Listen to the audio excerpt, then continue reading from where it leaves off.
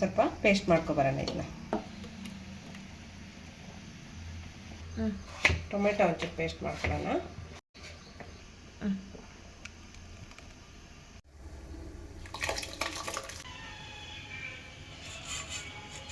ಚಕ್ಕೆ ಲವಂಗ ಎಲ್ಲ ಬಿರಿಯಾನಿಗೆ ಅದು ಇದು ಹಾಕ್ತೇವಲ್ಲ.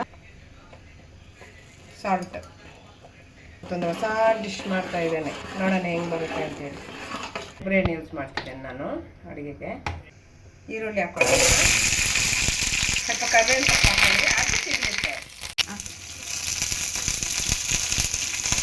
ಇವಾಗ ಈ ಮಸಾಲೆ ಹಾಕ್ಕೊಳ್ಳೋಣ, ಸ್ವಲ್ಪ ರೋಸ್ಟ್ ಆಗಲಿ ಚೆನ್ನಾಗಿ. ಆಮೇಲೆ ಆಯಿತು, ಇದನ್ನು ನೀರೆಲ್ಲ ಬಗ್ಸ್ಕೊಂಡು ಬಂದುಬಿಡೋಣ. ಓಕೆ, ಟೊಮೆಟೊ ಪೇಸ್ಟ್, ಹಸಿಮೆಣಸಿನ್ಕಾಯಿ ಮಾತ್ರ ಯೂಸ್ ಮಾಡಿದ್ದೇನೆ. ಖಾರ ನೋಡ್ಕೊಳ್ಳಿ. ಒಂಚೂರು ಫಿಶ್ಶಿಗೆ ಒಂಚೂರು ಲೆಮನ್ ಎಲ್ಲ ಇಟ್ಕೊಂಡು ಬರೋಣ. ಈ ಥರ ಕಟ್ ಮಾಡ್ಕೊಳ್ಳಿ.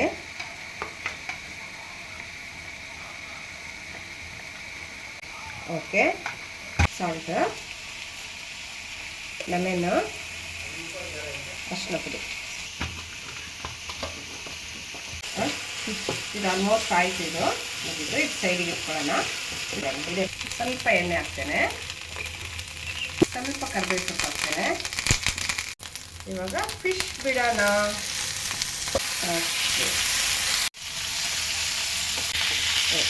ಓಕೆ, ಇದನ್ನ ಸ್ವಲ್ಪ ಎಲೆ ಬಾಡಿಸ್ಕೊಂಬರೋಣ, ಕಟ್ಟಾಗಲ್ಲ ಅಂತ ಅಷ್ಟೇ. ಫಸ್ಟ್ ರೈಸ್ ಹಾಕ್ಕೊಳ್ಳೋಣ. ಸ್ವಲ್ಪ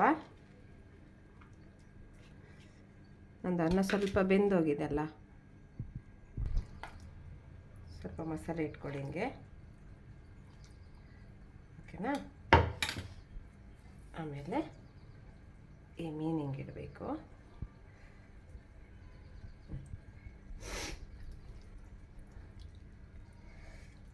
ಮಸಾಲೆ ಸ್ವಲ್ಪ ಒಟ್ಟೊಳಗು ತುಂಬಿಸಿ, ಆಯಿತಾ?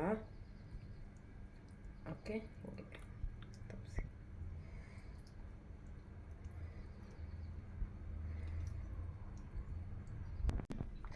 ಸ್ವಲ್ಪ ಗೀ ಹಾಕ್ಕೊಳ್ಳಿ.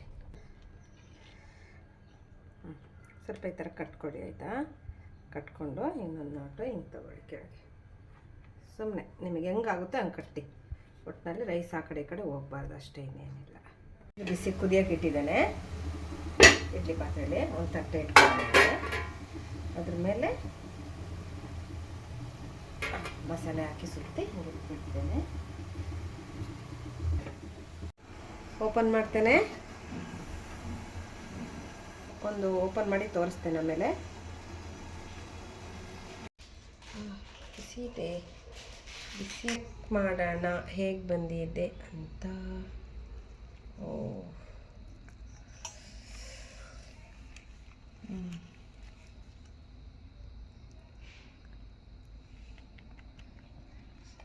ಎಲೆ ಬಾಳೆಲೆ ಸ್ಮೆಲ್ ಘಮ ಘಮ ಅಂತಿದೆ.